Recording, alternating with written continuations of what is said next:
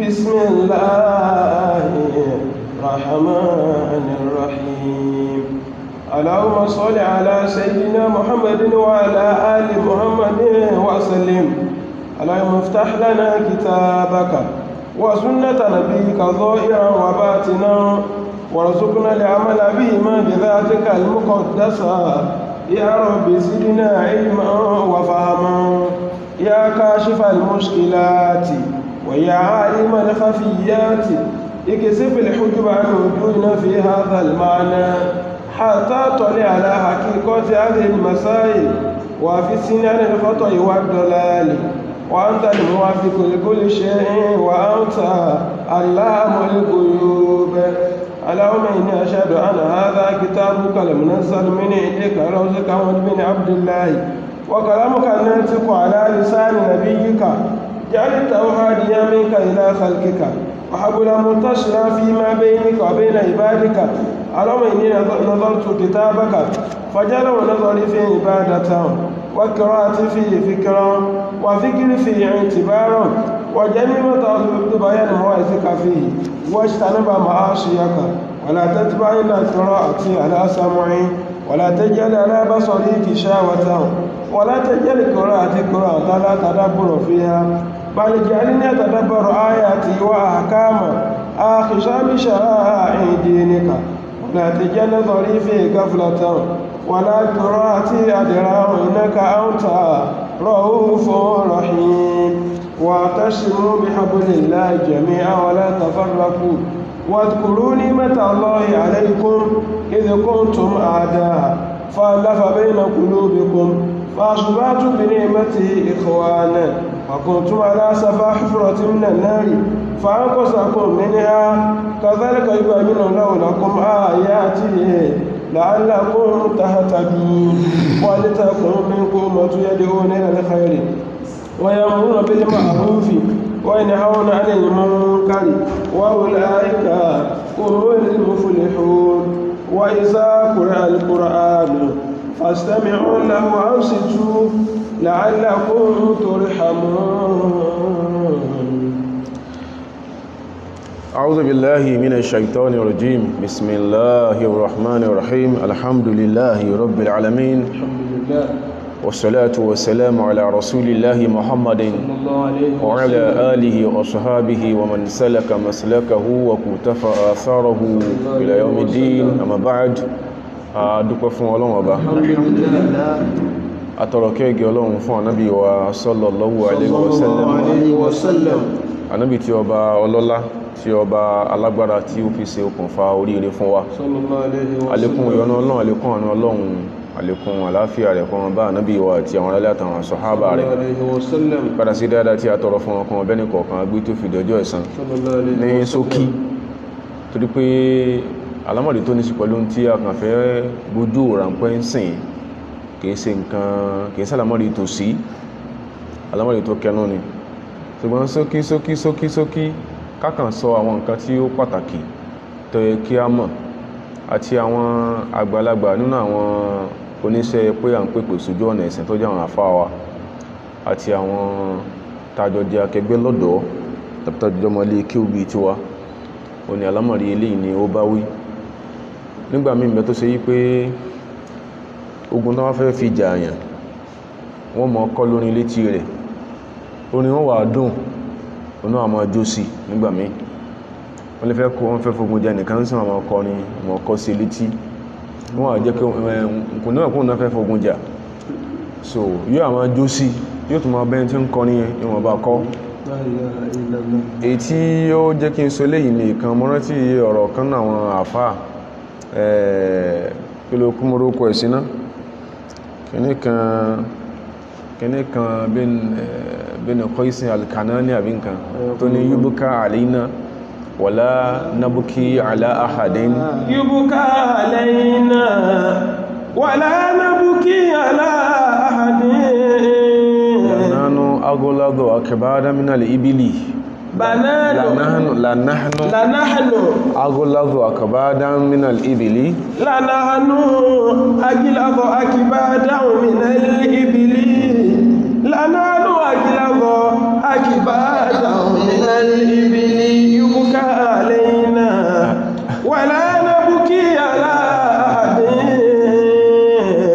àfáà ní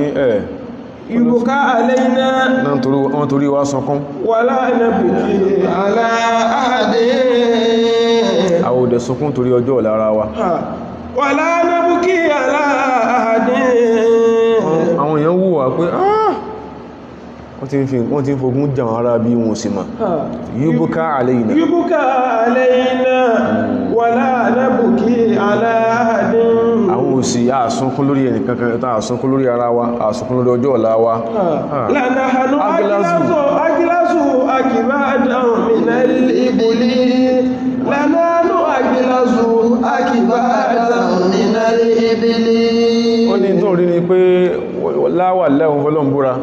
nánú agúlásù àkìbáadá mínà lè ibi ẹ̀mí wá lè ju ti kẹ́tẹ́kẹ́tẹ́ lọ ẹ̀mí wá lè ju ti ràkúnmí lọ adílẹ́mì gan àìmà we are carefree we are a carefree people lọ́pọ̀lọpọ̀ ọgbà àtolórí àti ọmọlé kí wọ́n wá lọ́pọ̀lọpọ̀ especially as regards this discourse alùwọ̀lẹ̀ wọ́lbàrọ̀ ọ̀hún ìbòlá wà náà sí lọ tàlàfẹ́ dìpọ̀ mọ́ tàlàbáṣe tàlàníbáṣe ńgbọ̀ bá di tó dì láàrin ara wa tí ẹn tí a bá tẹ̀sùbá lọ́wọ́ rẹ̀ tá sọ pàà lè kírun lẹ́yìn ẹ̀mọ̀ abẹ́ tó rí wa tí sókò tó wò tó lẹ̀ tó láwọn ẹlẹ́sìn kejì nú sẹ́yìn kó ti di problem inú àwọn tó wọ́n dánkú náà máa wọ́n dùn ẹlòmí ìdẹ̀rẹ́ ṣẹ́rí sometimes ọ̀rọ̀ pé lágbájá ó lè fẹ́ dùn yàn ìta fẹ́ sọ yìí lágbájá ọ̀rọ̀ pé lọ lé kí ó dé kò túmọ̀ sí pé wà exposed rí o tí ó ti ṣe tó yẹ kó ṣe tó wọ́n sọ pé wọ́n kọ́ àwọn wọ́n ráwọn kọ́ dáadáa táwọn bàbá kọ́ àwọn wọ́n káwọn ẹmọ́sẹ́ wọ́n pariwo yẹn kò túmọ̀ sí pé yẹn wà exposed tí ó bá ti ṣe tó yẹ kó ṣe tí ó bá ti gbé àwọn ìgbésẹ̀ tó yẹ kó gbé especially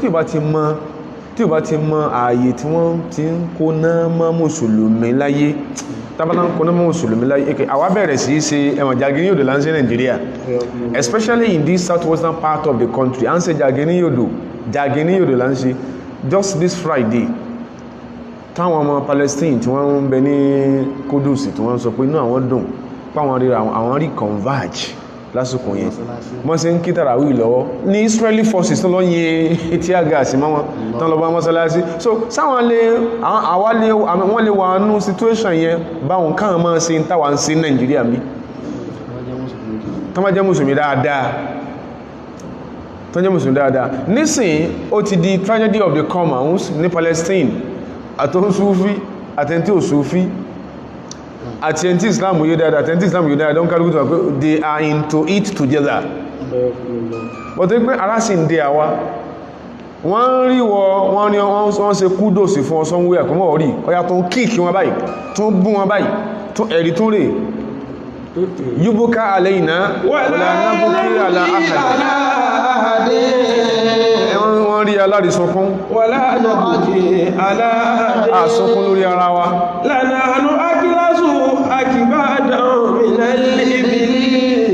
lanahnu ajlasu akibadan min al-ibli àṣẹ àti agọjú ra ọkàn mi lọ Masha Allah problem kan táwọn kan fà ìmọ̀ kan tán fi preach inú wa in the late 19th century tó fi wọ 20th century tó wá fi ń bọ̀ láti early 20th century tó ìdé in the 40s in the 50s in the 60s in táwọn kan kọ kalẹ̀ tán rò páwọn ń defend Islam nípa pípò olè àsàsọ́pá náà bí wà fọmọ kékeré lọ́jọ́ náà lọ́hùn wọ́n kọ kalẹ̀ difa'an an shakhsiyyati rasuli sallallahu alaihi wasallam àkọlẹ̀ ìkọ̀lẹ́kọ́ rí bẹ́ẹ̀ ohun làwọn kan kọ átíkù lè lórí lónìí tí wọ́n ti sọ̀gọ̀rọ̀ mùsùlùmí dẹn tí ò kírun mọ́ dáàrọ̀ yìí pé why would your prophet have got married to that Aisha at that age? How could your prophet have been a pedophile? In that one kọ́ ṣe ìgbéjọ wọn kọ́ àmọ̀ pé àtúnrà nǹkan tí wọ́n sọ fún wa pé ẹ̀yìn wọ́n pàrọ́ mọ́ ànábì ni ànábì wá ṣe kíní kan gbogbo tá à ń sọ yẹn gbogbo nǹkan tá à ń wí yìí a kì í mẹ́ṣọ̀ ọ̀rọ̀ ẹnu wa wallahi yubuka alayna yubuka alayna tó náà tí wọ́n fẹ́ score point lára wọ́n tí wọ́n pé yes wọ́n ti rí tí wọ́n kọ for years to come ẹjẹ́ fún alẹ́ àpẹẹrẹ kan èyí tí mò ń sọ yìí ń bẹ lákọọ́lẹ̀ ni o kò túmọ̀ sí pé ẹnìkan tí ń sọ tí ẹ̀ ní ó ń kálukú ń sọ tí ẹ̀ wọ́n kó nǹkan sẹ́nì kankan lẹ́nu eléyìí sì lè ṣe pẹ̀lú táwa ń ṣe nílé ẹ̀kọ́ ẹnìkan kọ ó ní the business of the kíní kan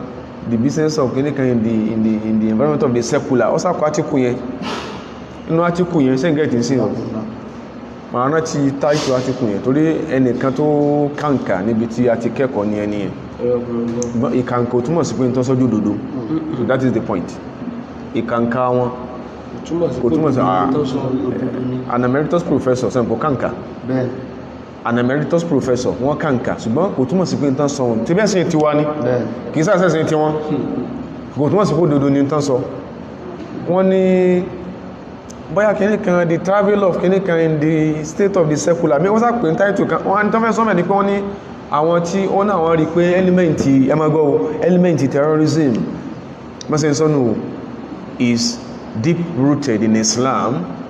àwa rí pé inú ọ̀rọ̀ táwọn tí wọ́n jẹ́ contemporary Islamic scholars tí wọ́n sọ àwọn rí inú ọ̀rọ̀ wọn ulama al-mu'asirun al-muslimi pé tí wọ́n sọ àwọn rí inú ọ̀rọ̀ wọn pé ó yẹ pé Islam gangan ló ní element terrorism lára ká máa dákọ̀ àwọn àfá àsìkò tí àwọn gbọ́rọ̀ lẹ́nu wọ́n bá ní irú wọn ni Muhammadu Yusuf àti Ibrahim Zakizaki yubuka alayna nǹkankan ni òun kà níbi tó ti kà tó fẹ́ rògbò fẹ́ score point lára wa àwọn kan nínú wa ni wọ́n sọ orú ẹ̀jọ́ ní àwọn náà tó dákó sínú ẹ̀sìn nígbà bá máa tí Ọlọ́run fi mú ẹ̀sìn ilẹ̀ èdè wa tó mú aṣọ àpọ́nlé àwọn tó fàyà fá ó pè wọ́n ní tó pè wọ́n yẹn lẹ́nu rẹ̀ ó pè wọ́n ní tó fàṣọ àpọ́nlé ara ó tí ẹ̀ tíjú pọ́bá tó ní wọ́n sọ pé wọ́n bí ọdá kó bú wọn lẹ́kọ̀ọ́ tí mùsùlùmí bá ṣe mistake á sọ torí pé Ọlọ́run òye orówó pẹ́lẹ́gbẹ́já sí tí ọ̀dá ó lè kóyà fún ó fásọ àpọ́nlé lára wọn àwọn olàáfẹ́ àmà unto whom shall we ascribe ourselves tí ìbá sàwọn yẹn alwalahu walbara so ibrahim ẹ̀ta ní ni pé ibi tí nǹkan ti ń ṣe wà mọ́ àwọn gbogbo tá ń sọ kalẹ̀ yìí kò iṣẹ́ mọ̀ kìí ṣe pé kò yí sí pé yóò padà di problem wa lọ́wọ́ ṣùgbọ́n àwọn tán pìlẹ̀ rẹ̀ Ọlọ́run jí wọ́n tí ìkọ̀ àwọn náà lọ́lọ́ ìsánkó ẹ̀ gbóhun tàà ń ṣe wọ́n ẹ̀ta àrọ̀bọ̀ yá nǹkan gidi à ń sò sí àrọ̀bá ń yọ ò sì gbá àlà ń ṣe àrọ̀bá ń yọ yóò padà di problem yóò boomerang Ọlọ́run wà nípa àwọn tó sánkó yẹn àwọn tó lọ irúgbìn Ọlọ́run ní pa wọn kò ní pa àwọn Ọlọ́run á fi wọ́n sánkó ẹ̀ àwọn náà wà ní ẹlọ́bíọ́n lè rí ṣé ìtẹ́ ẹ̀sọ́hun àwọn ní ìtàlẹ̀ ṣùgbọ́n ẹlọ bí wọn àwọn náà ní ẹbí àwọn náà ni wọ́n sọ ń jò ní pé múná ti rí tí wọ́n sọ yẹn àwọn ló pilẹ̀ àwọn olá fẹ́ síra wa mọ́ ó dé ní àwọn olá ní bá ṣe lẹ́kí sọ pé bí tí mo ti lọ ní pé ọba tẹ̀sùbẹ́ lọ́wọ́ ẹnìkan olóòní kírun lẹ́yìn ẹ̀mọ́ ṣé pẹ̀lú pé mú tẹ̀sùbẹ́ àdání tó ti di kèfèrí ni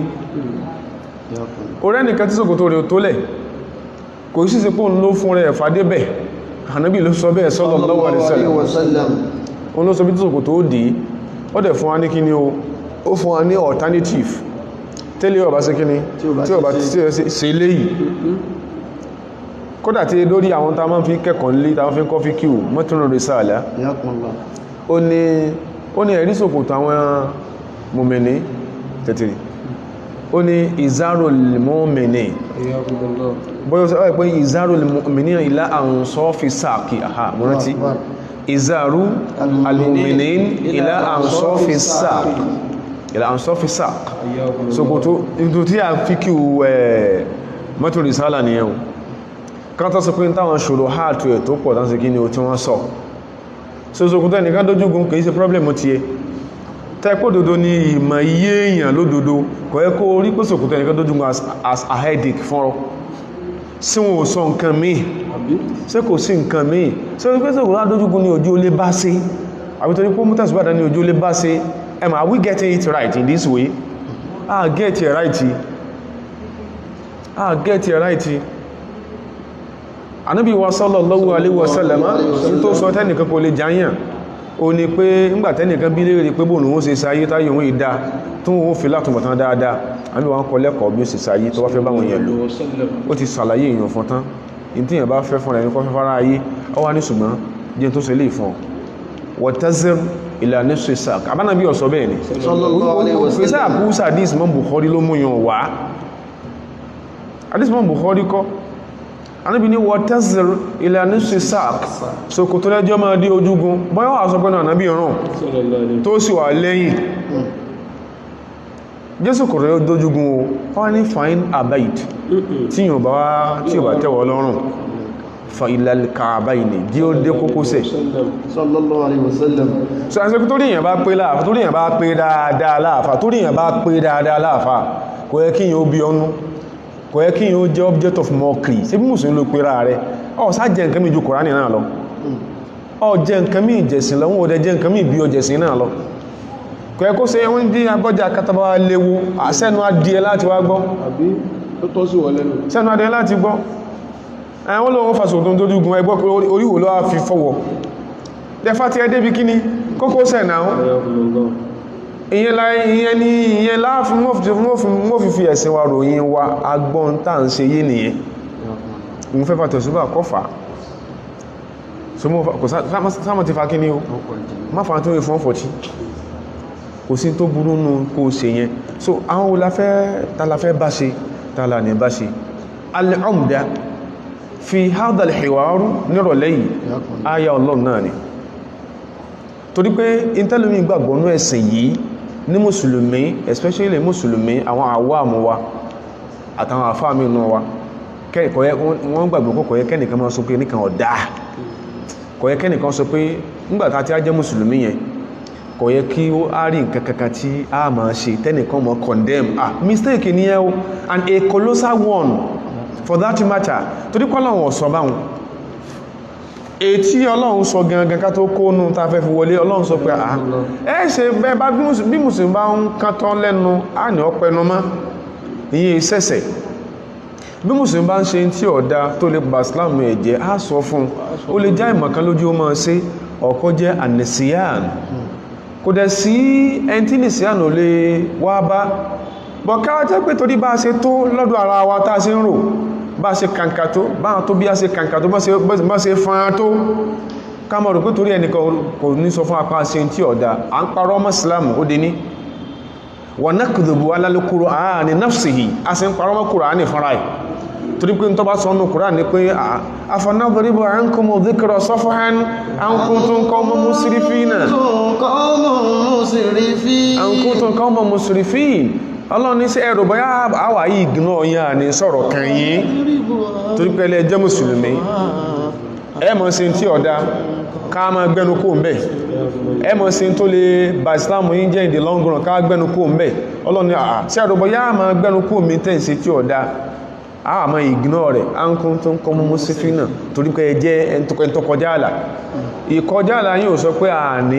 àwà dáálé àwà ní sọ torí pé jẹ́ mùsùlùmí so ní tí Kùránì sọ nìyẹn kan sọ pé lágbàjá tó ń ṣe yí ọ̀dá bó ṣe ń ṣe alẹ́mọ́ lè identify ara wa mọ́ ọ́ ó ní basis inú ẹ̀sìn in tó ń ṣe yí ó lè fàbínú Ọlọ́run lé ọ lórí o ó ní basis inú ẹ̀sìn lọ́lọ́run sọ pé falawla kana minal quruni min qablikum ulu baqiyatin yanhauna 'anil fasadi fil ardi إلا قليلا ممن أنجينا منهم واتبع الذين ظلموا ما أترفوا فيه وكانوا مجرمين ìṣesí táwọn tó lọ sáájú tí wọ́n rí àyítán ṣe làánà fẹ́ dáṣọ ẹ̀wọ̀ sọ́rùn fàláwọ́lá ṣẹ̀tìrí ẹ̀rí pé nǹkan kan ti ṣẹlẹ̀ k'Ọlọ́run sọ pé fàláwọ́lá a ṣe pé ká ní pé tó wọn Ọlọ́run fẹ́ sọ yìí ni wọ́n ti ṣe wọn ní jíyà falawla kana min al-quruni min qablikum ká ní pé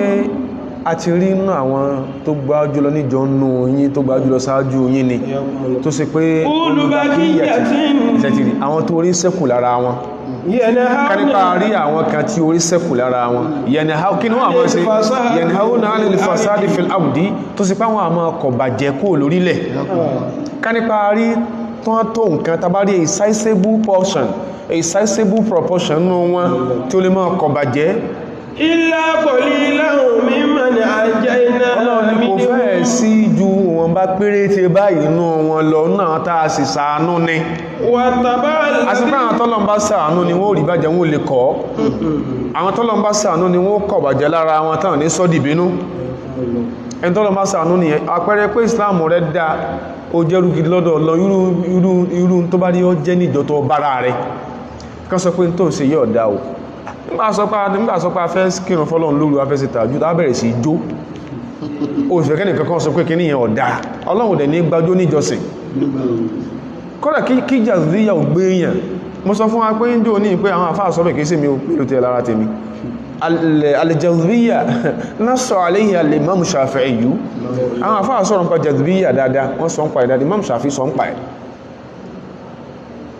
if I'm not mistaken Imam Ibn al-Qayyim alayhi rahmatullah náà sọ ń pa ẹ̀ ok Imam Shafi'i sọ ń pa ẹ̀ wọ́n sọ pé kán máa jó bó sí máa ń jóun ìwọ́n ni kọ́kọ́ lọ mọ́ ọ̀rin ní la ilaha illallah so kó o pé la ilaha illallah kan problemu bọ́jọ́ tó ijó tó ń jó sí un ìyẹn ma'udhu nadharin ọgbà kíyèsí kí wọ́n sọ pé láàrin àlàkọlọ wọn sọ pọ́lọ̀wò ní ìgbà ẹgẹ́ tí sí ṣùgbẹ́ ètò òfikún yẹn ń kọ́ kò sí ń bẹ̀ wọn ò sọ tẹ́yìn náà illa qalilan mimman anjayna minhum àfàwọn péréte kan náà ta sàtàánà wa ta jẹ́ wọ́n làkún ní jìyà ni wọ́n máa ń kọ̀ bàjẹ́ ń jọ ní àwọn ọjọ́ tó gbáwájú lọ wattaba'a alladhina zalamu ma utrifu fihi àìwá máa rẹ́ni tí ó kọ̀ bàjẹ́ yẹn ó mú alladhina zalamu àwọn alábòsí inú wọn ìtàbàrú ma ó túrì fún fi yìí in tó ti jẹ́ kó wù wọ́n sí wọ́n ń fìfẹ́ inú tẹ̀lé tó wù wọ́n sí wa kanu mujrimin ló jẹ́ wọ́n padà di ọ̀daràn tó padà jìyà wa kanu mujrimin tí wọ́n kọ̀ fún yàn wọ́n sọ fún téèyàn sí ọ̀dá èyàn ti mọ́ bá nǹkan bọ̀ tí ìmọ̀ bá ká ọ̀gọ̀rọ̀ àwọn tó jẹ́ àwọn àfẹ́ ẹni Ọlọ́run ni wọ́n bá nǹkan kan bọ̀ ìmọ̀ náà fi pínlẹ̀ nǹkan yẹn wọ́n rí pé kí ní náà táwọn bá fi kún yóò kún ìmọ̀ àtàgbọ́yé lọ́wọ́ o ni wọ́n pè wọ́n ti lọ for years ń bọ̀ ya Ọlọ́run sì lò kan náà àwọn tán kọ́ lẹ́kọ̀ọ́ jẹ́ wọ́n rí pé ààkùnlẹ̀ kíní ìyẹ̀ iná lẹ́kọ̀ọ́ ọ̀pá kíní eré akò mú bí o wọ́n sì fílẹ̀ bó bá ti ẹ̀ mọ̀ bó bá ti ẹ̀ tí bó náà kàtàn Ibn al-Qayyim alayhi rahmatullah nafsuhu Ọlọ́run lẹ́gbùn tẹ́yìn sáàbí fún náà a sọ péjọ tán pàdé ara wọn kìí sọmọ lé kíú náà àfáàní ó dẹ̀ padà rí ẹlẹ́sì pé àṣẹ táwọn tí ń bá bọ̀ yìí kí wá sí bó tí ń bá bọ̀ náà lọ dánù àwọn kankan ń bẹ pé ókè eléyìí ń bẹ yóò máa ṣẹ́kù ṣùgbọ́n eléyìí ò sí kí ni kò sí lára ẹ̀ wọ́n gbé ilẹ̀ wọ́n sì bára wọn sí àlèwàláwò àwọn méjèèjì ó bí kí ni ó bí orí fún ọláyé àtàlìkìyàmà àwọn ẹ̀yìn o wa ma kana rabbuka liyuhlika al-qura bi dhulmin wa ahluha muslihuna wa ahluha muslihun sẹ́rin tí ó jẹ́ kẹ́lómí mọ̀ yìí pé in tó ń seun tó ẹ pé òun yìí sọmọ ní olé ibi tó ń seun yóò ti rí àyí in tí ń se yẹn tó ń pè ní nǹkan ẹ̀sìn yẹn bó ṣe ń seun torí pé ọmọ ní olé ibi tó jẹ́ Ọlọ́run sì ìbá sí àwọn ẹni rẹ̀ jẹ́ karamatu al-awliya ibaqiya ba'da wafatihim àwọn àfáà náà sọ̀lọ̀ hatta Ibn Taymiyyah al-Harrani wọ́n náà sọ̀lọ̀ rí ẹ̀ in tọ́lọ̀ máa fi pọ́nú ilé yínlé bóyá gbìyànjú àti ẹkún àtòmjí àwọn tó bí ọ tó pìlẹ̀ rẹ̀ Ọlọ́run máa wó sí tí ìbá ṣe inú ilé tó ti wá wọ́n á bọ́mọ lémi ìjáde ọmọ lémi ìdá kó mọ́ sí bó ṣe ń ṣe kó mọ́ ti jìyà tí ò ní ro bíbí tọ́lọ̀ ò ní ro bíbí tó níma ẹlòmíì Ọlọ́run ọba àlékí ọlọ́ba ti jẹ́ ń yà ṣùgbọ́n Ọlọ́run wo nǹkan tó ní òjì ó mọ̀ pé òun sòsì bí ẹran sẹ́wọ̀ ọmọ kánà rabbuka liyuhlika al-qura kò sí ẹmọ láàmù al-juhudu ni ẹ kò sínú ṣe sí òun Ọlọ́run kóhun kí àwọn ará lè tó kan yà látara àbòsí kan táwọn ará àbòsí tó ẹ pé àwọn tí wọ́n sì ìpìlẹ̀ ilé yẹn ẹni rí ni wọ́n ìwà lẹ́ àǹfààní tó ń jẹ nìyẹn wa ma kana rabbuka àǹfààní tó ń jẹnu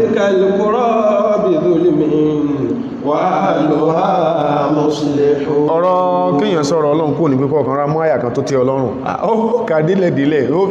orí ìrí ó fi pé ó fi mọ́ tó fẹ́ máa sọ tí ìbá ṣe pọ́lọ́run ro tàwọn tí wọ́n bí ọ ìfaragbolẹ̀ wọn àti bí wọ́n ṣe dààmú jọ tí kò sí irú wọn tó ń dààmú rú ẹ̀ àwọn tó ń sọ tó kó jìyà ó tó kọ́lọ́run ṣe kí ni ó tó kọ́lọ́run ó kọyìn gbogbo ara yìí sí ọ ṣe rí áyà yìí ibẹ̀ gẹ́ mo fẹ́ ká kúrò ń bẹ̀ a máa padà sọ tí Ibn Kathir yẹn ṣùgbọ́n áyà ni agbàwọlé albaro tàlámà báṣe tàlànà báṣe ta ló rẹ kó sọ̀rọ̀ fún wa ta gbọ́ ta ní òní ta là ní gbọ́rọ̀ lẹ́nu ẹ̀ kí la lè rí láre èèyàn ta fi sọ yí pé a ní bá ṣe má kí ni a lè consider mọ́yàn lára táfò pé kò yẹ ká ṣe kí ni kò yẹ ká máa bá ṣe ká ti bẹ̀yẹn gbé ká padà sórí ọ̀rọ̀ Hatib bin Balta'a nínú in tó di mímọ̀ tí kò sí jàyàn fún mùsùlùmí gbogbo wa pátápátá ibi ń kálukú wá ti táa síra wa mọ́ pẹ̀lú kọta ń pẹ̀ra wa a sọ̀rọ̀ kan lánàá kí n tàrí bí kí n ti bẹ̀ wọlé al-ibra laysat bil asma inama bil musammayat so ká ti bẹ̀ wọlé al-ibra bil musammayat la bil asma kí n gba bẹ̀yẹn wọlé ṣe rí orúkọ lágbájá ìjọba ìní tí ń lọ ń kẹ́kọ̀ọ́ ẹ̀sìn kẹ́kọ̀ọ́ ẹ̀sìn náà sọpọ̀ àwọn èèyàn kọ́ tí ń lọ àsàlátù náà sọpọ̀ náà kẹ́kọ̀ọ́ ẹ̀sìn ni so lágbájá ń kẹ́kọ̀ọ́ ẹ̀sìn bí báyìí ṣe orúkọ tán pé nǹkan problem tàwa ẹmà innama al-mushkila alamada aladaka al-musamma intense bí tẹ́ jókòó sí gangan sọ bá ẹ̀sìn mu al-ibra bil musammayat a pè kíní ní àsàlátù ẹdín tó mílé apẹ́kí ní Laylatul kíní o kọ́dírì sí ẹgbẹ́ ta pẹ̀ náà orúkọ gẹ́gẹ́ kọ́ ní kíní o nǹkan problem kí là ń ṣe ń bẹ̀ kí ni pásọ̀ wádé bẹ̀ ṣe lé ní ẹlẹ́ẹ̀kejì kí lá parí Laylatul kọ́dírì táà máa sa condom sílẹ̀ níjọ́ kejì ṣe léjì kí ni guest artist wádé bẹ̀ Laylatul kọ́dírì lápẹ́ al-ibra bil musammayat la bil asma a ṣe pé orúkọ ẹ̀gan kọláwó kí ni tẹ́ẹ̀ṣẹ́ ń bẹ̀ ní wọ́n fi jọ́ọ̀jì so ó sì sáálé àwọ́lé identify ara yí mọ́ tẹ́ẹ̀ṣẹ́ yẹn kan sọ fún wa ẹ̀ẹ̀kan báyìí ní ọ̀tán bí wọ́sà sẹ́lẹ̀ tó invite school fún wa sínú mọ́sáàsì ẹ̀ tó ní kó máa sọ̀rọ̀ ní ọ̀tán bí àbáwọn sàbí tán pé pastor wà pé wà máa sọ̀rọ̀ ó ìtàbíwọ̀n pé in tó pọ̀ ní àti dàrú àìwá áfíkà òyìn sọ̀rọ̀ lọ́bẹ̀ lẹ́kí sọ pé àánú ọlọ́run ní àyà tẹ́ẹ̀kà fún atán wa ma kana Allahu liyuhlikal qura ìtẹ́lẹ̀mí ìfowókọ̀ ẹ̀sẹ̀ ìdánwò tí ìbá ṣe pé wa kana Allahu shakiran alima tó pèrà ẹ̀ tí ìbá ṣe pé bọ́lọ̀ ṣe pèrà ẹ̀yẹn ọyọ kọ́lọ̀ máa bínú kó sì fìlì pọ́lọ̀ ń bínú lórí tẹ́lẹ̀mí ìfẹ́sẹ̀ ìdánwò kò wá áfíkà sọ̀rọ̀ lọ́bẹ̀ ló sì máa ń go into name calling. That is the basis of people's problem. People go into name calling dáwọn tí pé ní táwọn ń ṣe yìí ó ń fẹ́ ṣàn lówó wọn fẹ́ fílẹ̀ mọ́ ṣe kò sí dáa tẹ́wàtà tó kí ní ọ̀dáwọn ókọ burúkú tí ọ̀tá yán gbọ̀ tí ó fẹ́ yìí ń bá ní ó pè yìí Islam ọ̀ràn wa níyẹn o Islam ọ̀ràn wa níyẹn ibi àtúnlẹ̀ pé kí ni à ń ṣe ní tá à ń ṣe gangan kìí ṣe al-ibra bil musammayat la bil asma kí là ń ṣe gangan bẹ̀ tó àti ṣe dèrè tọ́lọ́hun lágbájá fulanu sufiyyun laysa dhaka wasf afwan laysa dhaka al-wasf huwa al-mushkila kìí ṣe ìròyìn gangan problemu kí ní fi ìjẹun súfì rẹ̀ ṣe fulanu sunniyun laysa dhaka al-wasf huwa al-mushkila kí ní fi ìjẹun súnà rẹ̀ ṣe o gangan ní kí ni o so tàláwà bá ṣe tàlà ní bá ṣe alwalahu walbara in tó jẹ́ ìpìlẹ̀ àkídà gbogbo mùsùlùmí o lè mọ́ sí rẹ̀ mọ́ wa o ṣùgbọ́n gbogbo táa mọ̀ pé gbogbo wa pápátá ní kí ní affect ló ń bá wí in tó gbọ́dọ̀ jẹ́ tó jẹ́ ìpìlẹ̀ tí gbọ́dọ̀ jọ gbà bẹ́ẹ̀ èjì wọn náà mọ̀ pé jà lórí dòwe àwọn tó ń gbé sí pé lónìí tó ń búlò tó sọ pé náà wọ́wọ̀ lónìí tàbáwọn tó fẹ́ kọ́lọ́pọ̀ gbé lónìí wọ́n ti sí ọlá àǹfààní rí dáadáa tí ń print àǹfààní yẹn tí ò sí ìrí ìsinú ayé rẹ̀ tó mọ̀ tẹ́gbẹ́ tí ìbá ṣàǹfààní ìjọ náà lọ́wọ́ ò ní jẹ́ tó jẹ́ lónìí so tí ìjàmbá tá bá ń jà ọ̀tọ̀láyé ìjà ọ̀tọ̀láyé òdodo ọ̀rọ̀ alìwọ̀lá wọlbàrá bẹ́ẹ̀ni kan kò tí ò sí olóore rí káti bí ọ̀dọ̀ àwọn ọlọ́mọlé kí ó bẹ̀rẹ̀ rẹ̀ àwọn àfáà rẹ̀ tó ń kójú bó kúnná sí lọ́rùn lónìí ó ní ustadi laysa lahu manhajun lẹ́nu rẹ̀ in tó wí gangan tó jẹ́ ọmọ wí àfàmọ́ ní sórí ẹ̀dẹ̀ pèsá ń gbò kéwú tó tó yóò ní ustadi òun ní ustaduhu laysa lahu manhajun ṣe ẹgbẹ́ aláìmọ̀rin lè kanúùdù ní ọ́ wallahi innaka lakanudun ó tó bọ́ sọ innaka wallahi innaka lakanudun aláìmọ̀rin ní ọ́ aláìmọ̀rin gbáà ní ọ́ aláìmọ̀rin gbáà original iṣẹ́ bí n tó bá jọ ọmọ kéwú gidi in tó yẹ kó ṣe ni pé in tó fíìlì pé ó sáré kọ́ àfáà rẹ̀ ń kéwú kásẹ̀ kó ti ẹ̀ ní tó fẹ́ kọ́ wọn ṣùgbọ́n wọn pé ó mọ̀ fi ààyè kí ni ìtọ̀rọ̀ ọmọ kókè wá ní tí wọ́n okun àkókò lè kà àbí ní tí wọ́n kà ó dé ní rà fún wọn ma kò fún akágbọ́lẹ̀ kàbáyì ibi tí mọ̀ tó dé dúró ríwo in tí wọ́n fi rí kà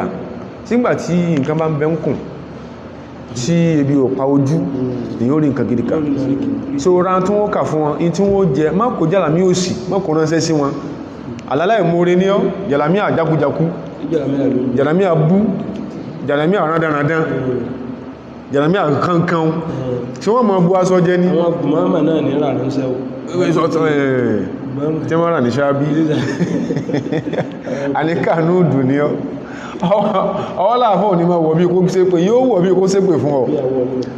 ó tún wá ń sọ ẹ̀yìn àfọ́ òun ní mọ́ní àjì dédérin ní ọ́ ìwọ́gán define mọ́ní àjì yẹn fúnra ẹ̀ irú àwọn ọmọ ọ̀sán tán sọnù ibi tó bá rí ó bára rẹ̀ tó ń gbé kalẹ̀ fún ẹ̀sìn ní kìí sàwà ò náà fọ́kàsí alé tí ń sìn pé tàlábà ṣe kí ni basis ń bẹ̀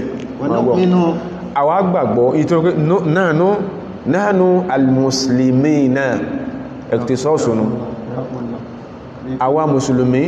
númínú àwa gbàgbọ́ pé bí anna al-ma'qid al-wala wal-bara bí anna ma'qid al-wala wal-bara in tó jẹ́ the fulcrum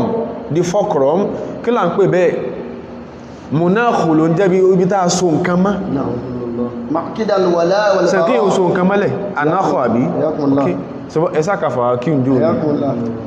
anáhọ̀ àṣíyán ọgbọ́ olùsọkọrin náà ẹjá kọkùnlẹ̀ wọn pé ilé lára náà ti lọ ó ní ala innama dunya ha múrántí kama zílẹ̀ rọ́ọ̀kì anáhà àṣíyán thumma fi subuhi rahilu afá ní ẹ̀rí àpẹẹrẹ ayé kama zílẹ̀ rọ́ọ̀kì إنما الدنيا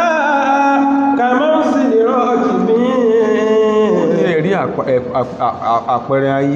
ayé dàbí ayé tàwà lẹ́yìn kàmánzil musafirin ó dàbí ibùsọ̀ kan tárìnrìn àjò kan sí kí ni tó gúnlẹ̀ síná ṣẹ̀tì ó débẹ̀ ní àṣálẹ́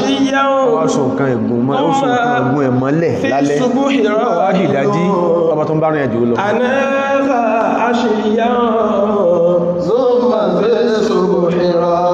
so almonach ibẹ̀ láti mọ́ wá fulcrum ni ọkọ̀pọ̀ ní telda náà so nǹkan mọ́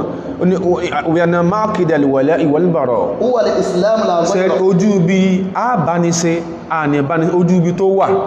in tó jẹ́ pìlẹ̀ rẹ̀ wal islamu la ghayra islamu ni ìjẹ́ mùsùlùmí tó bá ti jẹ́ mùsùlùmí àti agbọ́dọ̀ bọ́ sí ẹ̀tìrí tó bá ti jẹ́ mùsùlùmí agbọ́dọ̀ bọ́ sí torí pé ibi ká bọ́ sí ibi kó jẹ́ mùsùlùmí náà so má ó dé ní wa anna man kana mu'minan billahi wa rasulihi ṣẹ̀tìrí ẹnikẹ́ni tó bá gbọ́ Ọlọ́hun gbọ́ tó gbà Nábì gbọ́ wajabat muwalatuhu aina man kana ibi wá rí ọ wà mùsùlùmí lẹ́yìn tí ń lọ sọ̀látù nasfàtì má pè ń kéfè rí o jẹ́ kó rí rẹ̀ ó pé o mùsùlùmí ni o ó lè máa sọ pé kó tí ẹ kúṣẹ́ ẹ̀yìn kò sẹ́nìkan lára wa tí ò sẹ́ kúṣẹ́ lára ẹ̀ tí wọ́n sì lé lórí kò sẹ́nìkan lára wa tí iṣẹ́ ò kú sára ẹ̀ tí wọ́n sì lé lórí Allahu Akbar. mùsùlùmí ni ó get mùsùlùmí ni ó lè bá ṣe ó bá ṣe ṣe bí mùsùlùmí ni wa man kana kafiran billahi wa rasulihi. ẹ bá rẹ pé wọ́n ti dákọ̀ ọlọ́run bí kó yin ọlọ́run gan ní ìmọ̀ tó bá rí sójú tó wọ́n ti dákọ̀ ànábì bí kó tà ànábì catapult tó bá rí sójú wajabatil bara'atu. irú èèyàn bá ń wajabatil bara'atu minhu ìbárò èèyàn bá ń ṣe Yakumullah. ó ní òun ló ràn lọ hájì o òun sì gbọ́dọ̀ má ṣe ó ní ẹni tó ràn lọ hájì tí èsì mùsùlùmí ó sì sọ́nà láàrẹ lákọ̀ọ́kọ́ ó wá padà dé wá sọ pé nítorí fún ọ lówó gbà ní kò ń fẹ́ kọ́ lọ́wọ́ pé ilé yẹn sí ilé yẹn gangan ni wọ́n ń bọ̀ àbúnkọ́ náà ń bọ̀ òun ti ẹ̀sọ́ ẹ̀kọ́ ẹkú mọ́ kí ló mọ́ báyìí torí kò rán mi láàjì. àkàsàn pé yóò ti ẹ̀ níjọ sí mọ́ báwọn the parting point inú. intelomi sí máa ń fẹ́nu and that is why afá àti non-muslims bá instigate láti ṣe wá sí ó mọ̀ kú òfò torí tó jẹ́ fundamentals ẹ̀sìn wọ́n sọ pé ó ṣe wá sí against ẹni tí ó ń dúnú ẹni ẹgbẹ́ sọlẹ̀ kankan yóò bó káà lẹ́yìn náà wala nabki ala ahadin. àwọn tí wọ́n fẹ́ bà jẹ́ mọ́ wa lọ́wọ́ àwọn òye wọn ògbò tán ṣiṣẹ́ tí wọ́n ẹ̀wọ̀n ògbò tán ṣiṣẹ́ wọn nanu akilazu. àwọn tọ́nà wá ayé tán wo sàkún ọ̀rọ̀ àwọn pé kí n lágbàjá wa kí ló fún rẹ̀ ráì ọ̀sùnkúnlẹ̀ lórí wala yubki ala wala nabki ala ahadin báwọn òkíyà kíyà lana anu ajilasu akibada tá a bá ń ṣe báyẹn lọ àgbọ̀n tó rà kọ́ mí lana anu Àwọn sì bá ń lọ. ajilasu akibada ọ̀wà rí ẹ̀rí o rẹ̀ rí kankan o ti torí kó rí ọ̀rọ̀ Islam kó rí market the more to those areas that are not yet trodden o rí ẹ̀rí láti tẹ̀ Islam síwájú sí ju ẹ̀rí pé àfáà kan tó nípò tó nímọ̀ kọ́ọ̀mù tó nímọ̀ kánà ní ẹ̀sìn ó sì fagbálẹ̀ wá ó sì dákẹ́ lórí ọ̀rọ̀ tó ń bú. ó sì dákẹ́ lórí ọ̀rọ̀ ó sì tó ń bú ìwọ náà sì fẹ́ dàgbà bí tí ẹ̀ ó sì kọ́ lọ ń gbaṣẹ́ bí tí ẹ̀ báwọn kan bá ti ẹ̀yìn stigate rẹ̀ sí wọ́n ti làákà ìtì ẹ̀ mágàlágàdágodo ni wa man yatawalla Allaha wa rasulahu ẹnikẹ́ni tí ó bá já sí pé Ọlọ́run ló mú ní ọ̀rẹ́ ayò ló mú ládáràn sí wa rasulahu ẹnikẹ́ni tó bá mú ànábì ní pátínà walladhina amanu walladhina amanu ẹnikẹ́ni walladhina amanu àwọn tó gbọ́ Ọlọ́run gbọ́ minhum ulama'una wa a'immatuna Yakumullah. àwọn tí wọ́n gbọ́ Ọlọ́run gbọ́ tí wọ́n Ọlọ́run sọ́nà ayà yìí àwọn afáwọn bẹ́m̀bẹ̀ àwọn aṣíwájú ẹ̀sìn wọ́n bẹ́m̀bẹ̀ asálàfù minhum wal khalafu àtàwọn tó gbájúlọ àtàwọn tó dé lẹ́yìn wọn tó yẹ pé ẹsẹ̀ wọn ò sépa lórí táwọn tó gbájúlọ fi ilẹ̀ wa man yatawalla Allaha wa rasulahu walladhina amanu ẹmbá tọmọlọ́run ní Ọlọ́run rí lálàrán sí mi ànábì ni yóò jẹ́ ń gbọ̀wọ́ mi àwọn olùgbàwò òdodo yìí ní sípa kúrò ní sáfù wọn kọ́dà kájọ ní táàmà fà hizballahi humul ghalibun. tí mọ̀tọ́ yẹ kí mùsùlùmí wà ní fa inna hizballahi fa inna jama'atallahi fa inna fi'atallahi fa inna shi'atallahi ìjọ tọ́lọ́run àwọn ìjọ tọ́lọ́run humul fa inna zumratallahi humul ghalibuna àwọn ni wọ́n borí owó tí mọ̀tọ́ lọ́tọ̀ mọ́ hizballahi humul ghalibun. tíjọ́ làwọn èèyàn máa ń sọ̀rọ̀ kò sí ọ̀rọ̀ ẹni tí ò ṣe fi ṣẹ̀sìn tí ò bá ti forí gbápìlẹ̀ ẹ̀sìn Yakumullah. tọ́rọ ẹ̀ o lè fẹ́ràn àfáà kan wọn nìkan lọ́pọ̀lọpọ̀ fẹ́ràn àfáà náà gbogbo tó máa ń sọ akàmọ́ ń gbọ́n tẹ́lómi máa ń sọ kìí ṣe fún lésì kí ló fà ní pé tàbá fún lésì àwọn tó bí Yorùbá wọn là ń bá wí ìjàmà wòrán ìkọlọ̀ kó fọ́ tọ́ lẹ́mì wa man kana fi imanun. wọ́n ní wa man kana kafiran billahi wa rasulihi ẹn tó bá ipọ́ lọ́n ní bá sọ̀tá wajabatil bara'atu. ní tó ń bọ́ lọ́n sọ̀tá lára yín wa rasulihi ń bá nàbí sọ̀tá ń tó ń bá nàbí sọ̀tá lára yín kí sọ ọ̀rẹ́ ò ló ń bá mi ṣe olómú mi lọ́rẹ̀ ànábì mi ló ń bú sallallahu alaihi wasallam. àwọn tó bá nàbí yẹn tó mọ́sẹ́ ànábì yẹn lẹ̀dẹ̀ mi ló ń bú ọ̀rẹ́ ò ló wá jẹ́ fún mi má bá mi sọ̀rọ̀ ẹ mọ́ o èmi náà mọ́ lálé ẹ وجبت irú èèyàn bá yẹn البراءة أينما كان wajabatil bara'atu minhu aynama kana irú èèyàn bá yẹn àìbárú ẹ̀ sí ibi ọba rí ọ wà kọ́nà kó sókún ní bẹ lamẹ́ríkà tí ń sáìdì owó tán fẹ́ kọ́ mọ́sáàsì sí ọ yóò di wẹ́ẹ̀mù o tún wá ń gbọ́ tí padà sọ pé tó ń bá kọ́ mọ́sáàsì yẹn tán I shall make sure I get that mosque converted into a mosque to the church. into a church jóòdówó rẹ̀ mú àjóòdówó ẹ̀ mú kọ̀yẹ́kọ́ bá dé bẹ̀hùn tó lọ́bá ti lọ bá dé bẹ̀hùn tó sì ní ó di owó rẹ̀ mú ẹ padà jọ dọ̀tá ẹ padà máa pàrà kọ́ọ̀tù wọ́n mọ́ ní case kìíní kan Case number 5. case number 5 involving Sheikh Al-Usaus ẹgẹ́ tí sí àti mọ́sálásí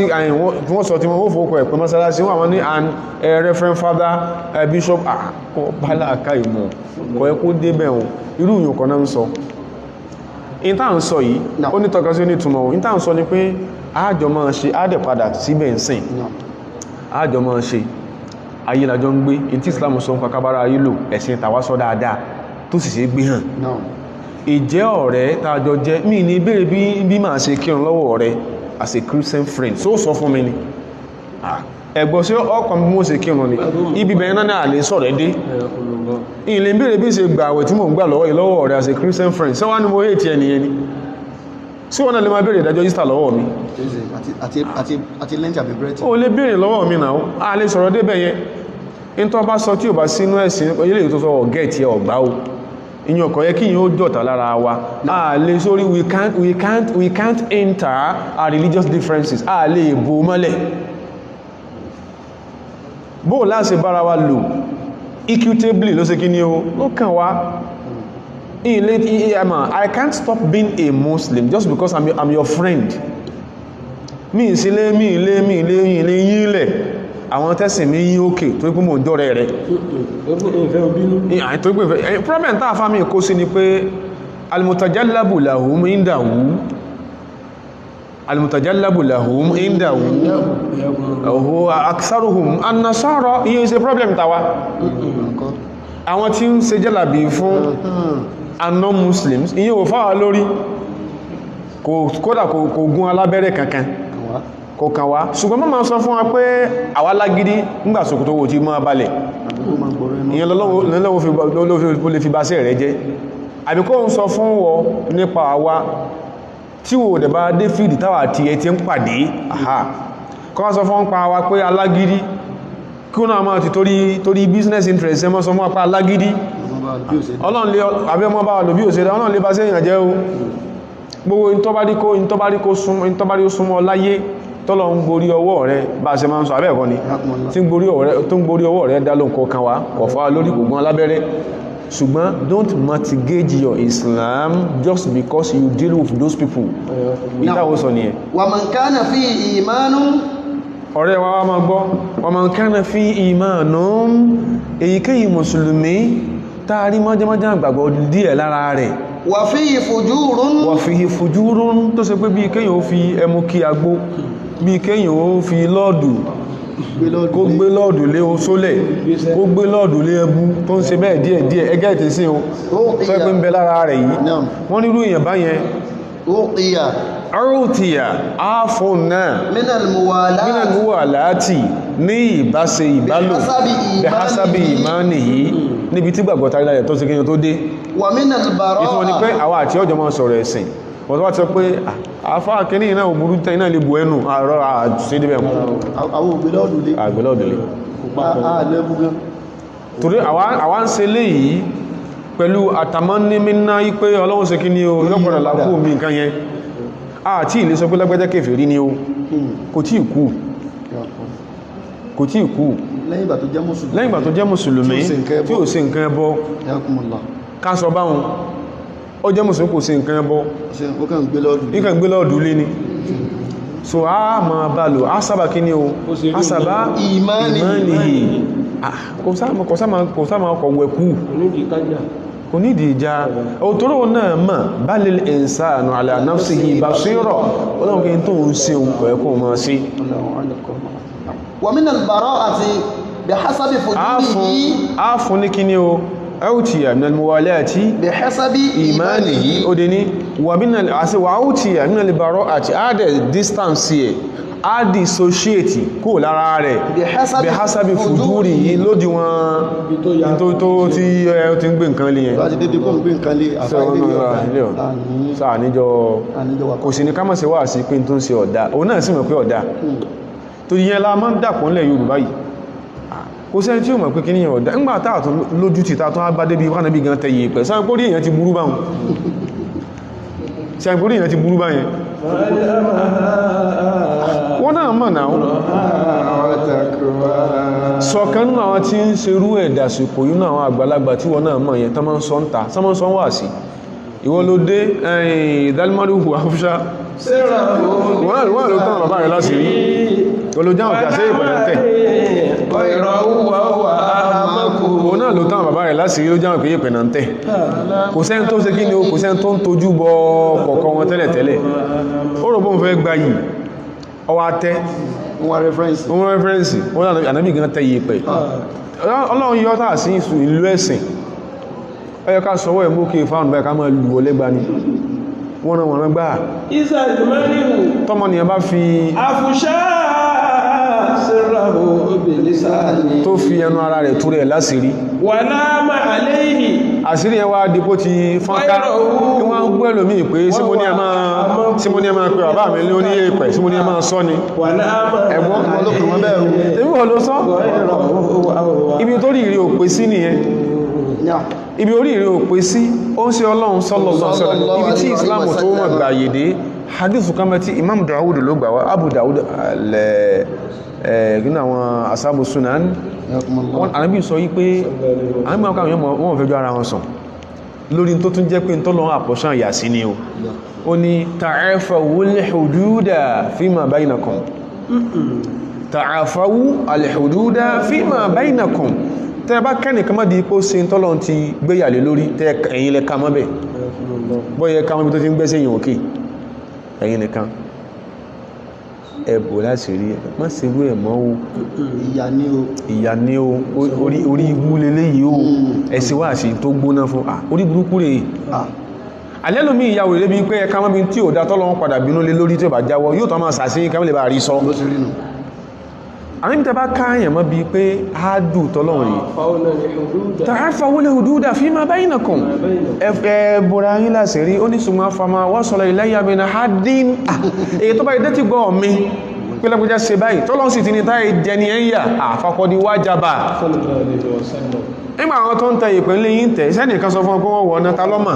ó sì bọ́ọ̀ta ó tó ń gbé tí àkalẹ̀ àwọn dátì lè kọ́ rí o ti ẹ̀bẹ̀rù Ọlọ́run wọ́n lánàá bí tẹ ìpẹ̀ wùrẹ̀ lóòkọ́ rẹ̀ o rẹ̀ ní sọ fún ọ ní o wùrẹ̀ gbá lóòkọ́ rẹ̀ ẹwọ bẹ́sì ṣe pán kọ̀kọ̀ àwọn èèyàn lè bẹ́yìn bá wá ń ṣe tí ọ̀dá tàwà mọ̀ ṣẹ́gẹ́ tí ń sìn o kìí ṣe pàṣọ pé kìí ṣe mùsùlùmí mọ́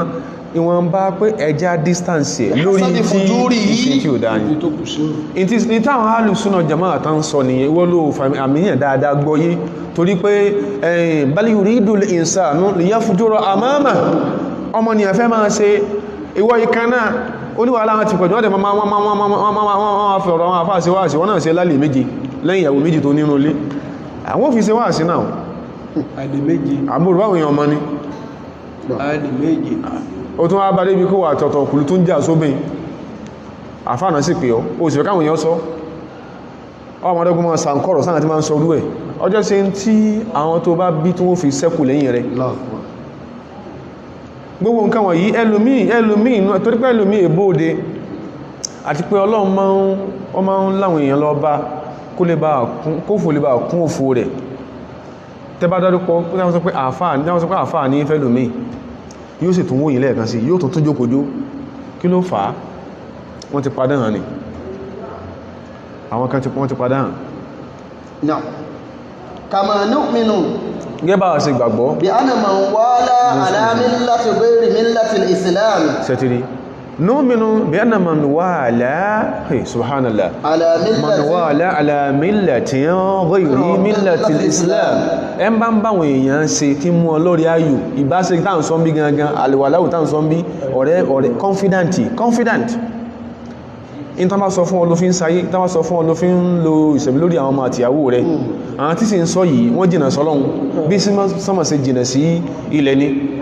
Ma ń wá lá ẹbá máwọn èèyàn lórí ayò alamillatin lórí ìlànà ẹ̀sìn kan ọwọ́ ìrí millatil Islam wọn ni a má bára wa ṣe láyé. In tán bá sọ nú ẹ̀sìn bá sọ fún òun iṣẹ́ lẹ́sìn rẹ̀ tán bá sọ fún ọ ló ń lò. Àwọn ní tó rẹ̀ pé mo ní kí n sọ fún ẹni ó mọ̀ mọ̀ pé lágídí àwọn àfáà yìí yẹn bó ṣe ń sọ náà nù àbúrò ẹ̀ ní bá wí tó àbúrò ẹ̀ ń kírun òun ò sì kírun mọ́.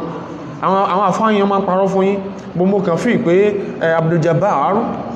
should be allowed to go to a university at a very tender age. Má mú lọ sí kí lè máa ń pè náà Madura bí kí lè máa ń pè Madura àwa ní báwí yẹn o àti tí ẹ ní sọ̀yìn fún sórí tó fẹ́ ṣe fún ní pé ó fẹ́ báyé Abdul Jabbar jẹ́ ó fẹ́ báyé ẹ̀jẹ̀ fẹ́ẹ̀kan tẹ́lẹ̀ àti rẹ̀ tí ń sọ̀yìn fún ọ in rìn àjò lórí èkí kankan ọmọ rẹ̀ mọ́ jẹ́ èèyàn sọ́gbódòdó sọ́pọ̀ lágídí àti rẹ̀ yẹn tó tún wá bọ́ pé ètò tó kù ní ọmọ tó tún jèrè tó tún ní wọ́n lọ lé kéwú ó wulẹ̀ rìn èsù lórí ẹ pé kankan ní ọmọ rẹ̀ ò ní jẹ́ èèyàn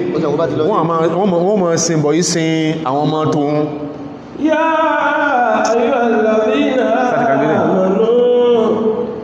la tattakhidhul yahuda wan nasara awliya ba'duhum awliya'u ba'din wa man yatawallahum minkum fa innahu minhum inna Allaha la yahdi al-qawma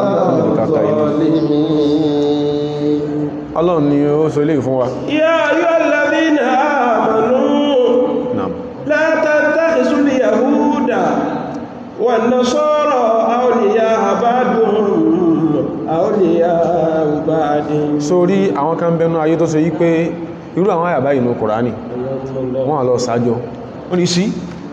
we say those Muslims hate us. Look at what their Quran is saying. Dẹ̀dẹ̀rẹ̀ ní ọ́ ni gbogbo ngalọ́mà ní sábàbù náà. In tó ṣẹlẹ̀ ń bí tí wọ́n náà bá gbọ́ àwọn Jews àti Christian tó ṣerú ìwọ́n fúnra rẹ̀ àti Christian ó gbìyàn sí pè ní. Ní tọ́lọ̀ ń sọ ń bí, bọ̀ tó dípẹ́ lò mí arókòlò obìnrin mà, obìnrin ọmọdé kí mọ́ ṣiṣẹ́. Ọlọ́run ní sórí tó sọlẹ̀ à ní sọ fún ọ. Àwọ́ káyà yìí. Ṣùgbọ́n tí làákà ìbá ń ṣiṣẹ́ kò lè fún ọ náà lórí. Ọmọ ìpé something must have happened to have warranted Ọlọ́run kó sọ eléyìí. Ya ayyuhallazina amanu. Ọlọ́run ní ẹ̀yin tẹ́lẹ̀ gbọ́lọ́run gbọ́ lódodo. La tattakhidhul yahuda. Ọlọ́run ní ẹ má mú the Jews wan nasara and the Christians kò sí sórí kò sí kí la máa ń pè náà kò sí kí nǹkan dàrú mọ́ra wọn àtàárùdù ẹ̀yẹ́mílé ìwé ẹ̀nà kò sí ìdàrúdàpọ̀ contradiction ẹ̀sìn kò sí contradiction nù àyà Kùránì kankan ìwọ́lọ́ ọ̀yà ọmọ ìwọ́lọ́ àpapọ̀ tí ẹ̀ kò sí kò tí ẹ̀ sí ní kankan kò sí. Ọlọ́run ni ẹ má mú àwọn Yahudi the Jews wan nasara awliya. Tọ́wọ́ ti ẹ̀já sí pé tí wọ́n ṣẹlẹ̀ yẹn táyà fi sọ̀kalẹ̀ ó dàbí tó ṣẹlẹ̀ sátù Tawba tọ́lọ́run sọ pé àwọn tó ṣe pé qatilul ladina sátù Tawba verse 27 àwọn tó ṣe pé àwọn tí wọ́n ò ṣe ẹ̀sìn tí ẹ̀ ń ṣe minal ladina utul kitaba nínú àwọn tán fún tí àṣáájú mọ́ kàn fẹ́ sáré lọ́bẹ̀ ní o ẹnìkan wá ní ìsí wọ́n ti ní kí ànábì wọn pa wọn ń wọ́kọ́ náà ń sọ àwọn aṣọ tó ṣẹlẹ̀ fún ọ Ghazwatul Ahzab tàtúmọ́ pẹ̀lú Ghazwatul Tabuk àwọn Christians láti Rome wọ́n kóra wọn jọ àtàwọn Jews ló ń bẹ ní Jerusalem àtàwọn ọ̀sẹ̀bọ láyé nígbà tó di ọdún 9 tánàbí dé Madina láìsí pé ìjà kankan bẹ láàrin wọn tẹ́lẹ̀tẹ́lẹ̀ ní kí n táwọn ṣe pé that Muhammad must be killed àwọn gbọ́dọ̀ pa ni àwọn Yahudi àmì ta fún ní kí lórúkọ rẹ̀ asylum pé kò ẹ̀ ní problem pẹ̀lú mi o ẹ máa ṣẹ̀sìn jẹ́jẹ́ o. Throughout the prophet's stay in Medina or at Medina, the Jews were being regarded as a religious people. Tí ó rí ìrò òṣèlẹ̀ rí inú ìtàn láyé irú rí òṣèlẹ̀ rí àwọn ìkan náà tán fún ní asylum wọ́n tún wá lọ kò náà pẹ̀lú the Christian Rome, the Jews mọ́ ní wọ́n kó the Christian Rome, àwọn ọ̀pá nàbí Mọ̀mọ́dínà. Wọ́n á dákan tó ẹkọ́ wọ́n náà fẹ́ pamọ́lé bàbá rẹ̀ tán ni àwọn tún pàyà rẹ̀, àwọn ọ̀pá láwọn tẹ́nàtì ẹgbà lé dákan sóòsì báyìí ẹwà pa àwọn o ṣẹ́bẹ̀ ló sì sí ni in tó jẹ́ káyà àyín ó sì kí ni o kó sọ̀kalẹ̀ nìyẹn pé ẹlé wọn ìtorí wọ́n sunkún kí ń sìn ó ń bẹ́nu ìwé tí mọ́ ń kọgbẹ̀ lámọ́ǹkà láńsọ fún àfáà yẹn tí ọ̀rọ̀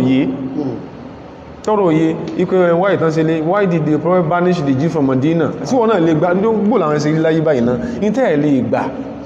ṣebí school pọ́mọ́ ó borí ni ọ̀yà yìí tó ní this is a Baptist school we can't allow the ìjábù here lórí ìjábù lásán lórí àríyàn tí gbogbo ayé ń wù ọ̀ pé ó sì ń fi wú sẹ̀sìn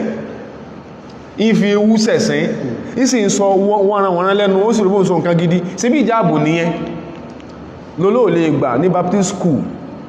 tí wọ́n lò lè gbà Nàìjíríà tẹ́lẹ̀ ń gbẹ̀rú ẹ̀ ní Australian Baptist College ìjábù lásán nìyẹn o kásọ̀ pé agbàyàn sí lónú wọn pa wá àmì ní ẹlé wọn the same thing tó ṣẹlẹ̀ ló ṣẹlẹ̀ níbi tán sọ yìí ẹ má máa wọn Jews and Christians ní ọ̀rẹ́ ẹ̀mùlẹ̀ tẹ́ àwọn béèrè àfáàmìfẹ́ lè béèrè pé ẹ dákun sí tí ìbádọ́nà kàbá ń gbólè yóò ti kọ́ bẹ̀rẹ̀ in táwà rí àwọn sọ o torí kọ́ fẹ́ fún ọ lówó owó tí ìṣe múra àǹtí rẹ̀ tó wá fẹ́ fún ọ is a celestial church goer ọwá ní kọ́ hallelujah méjì àfáàsì ní ọwọ́ náà wá ń ṣe ìtumọ̀ kanáà gbogbo ẹ̀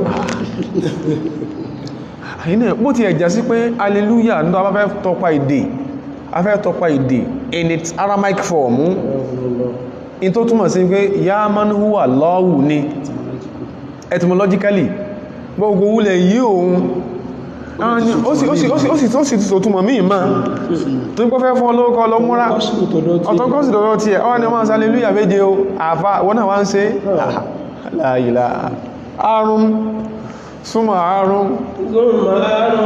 ṣàkọ́ olùmọ́rí mini àjílé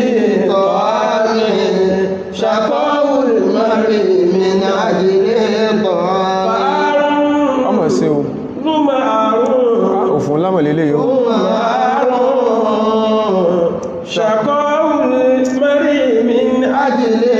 tọ́àmì ó náà bóúnjẹ àwọn àbáwá jẹ́ sáwọn kọ́ ló bí àwa a ní ìyẹn ò lọ ẹ má máa wọn Jews and àwọn sàlàyé tó bí tó fà ẹ má máa wọn Jews and Christians ní ọ̀rẹ́ múlẹ̀ bó làfọ́ sí máa béèrè ọ̀rọ̀ ayé rárá rẹ̀ sí bá àfà náà wọ́n gbà ọ fún wọ́n gbà wọlé àfà àwọn ẹ̀ká máa béèrè pé bolótú kùnú ayé tàwọn ni wọ́kọ́lẹ́kọ́ wọn béèrè pé mọ́mì ẹ chíìfù fẹ́lẹ́fò ó ti jílé chíìfù ẹni tí wọ́n ń ka tó lóhun tó bá rọ̀jò ìyà àsánkalẹ̀ tí ń fọ́ náà bá ọlọ́run mọ́ ń sálẹ̀ tí ń fọ́ ọlọ́run mọ́ ń sálẹ̀ tí ń lago lọ́wọ́ bó ló sì jọra wọn bó làwọn ìsìn sọ̀rọ̀ ẹmọ́ mú àwọn Yahudi àti Nasara ní ọ̀rẹ́ ayò nígbà ń sọ ní pé ọ̀rọ̀ ẹ̀sìn wa ọ̀kan wọn ẹgẹ́tì sí wọn ó lè máa bèèrè ìdájọ́ ẹ̀sìn gbọ́ wáyé dáadáa o bàbá déwájú ọlọ́run tó ní wá ń tàn sọ náà láàmọ́ sọ àwọn ní ká máa jọ máa sọ̀rọ̀ ń pa ẹ̀sìn ara wọn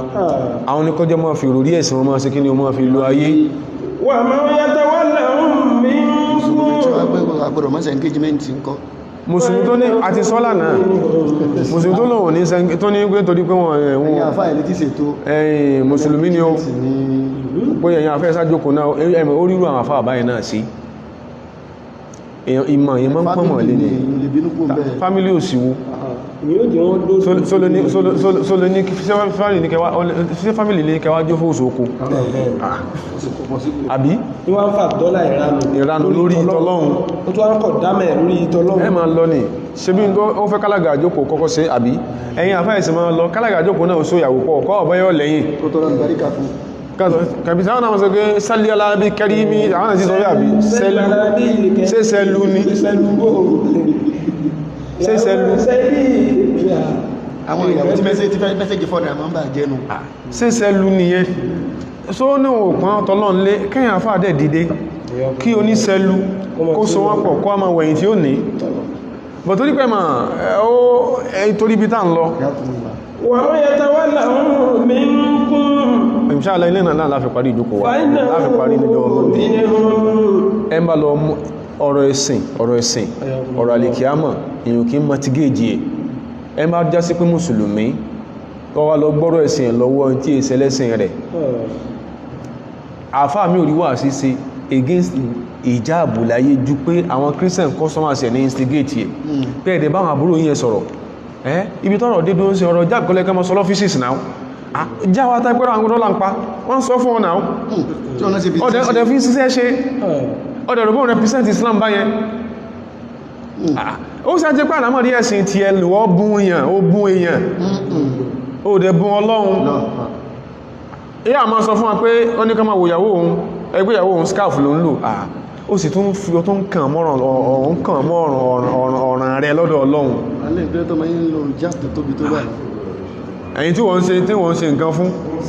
ẹ̀yin tí wọ́n ń ṣe tó ti ń wá béèrè bọ́lọ́n ṣe rí lọ́dọ̀ ti agbára lọ́dọ̀ rẹ̀ nítorí sọ fún pé màálì mẹ́dẹ̀ ń wọ́n mọ́ tó ìjábẹ̀ ṣe tó báyìí kò lè rí admission sẹ́ẹ̀sì wù dẹ̀dẹ̀rìn ní ọ́ni kò lè ríṣẹ́ sẹ́ẹ̀sì wù Ọlọ́run gan tí ẹ ń tápè láàfá náà tó náà ló ń jókòó tí kọ̀dá lójú ó sì lè má rí fọ́tọ̀nú bí dúníyàwó fàtínú bí dúníyàwó ọ̀tọ̀ náà rí bàṣírún náà kìdún àndì ní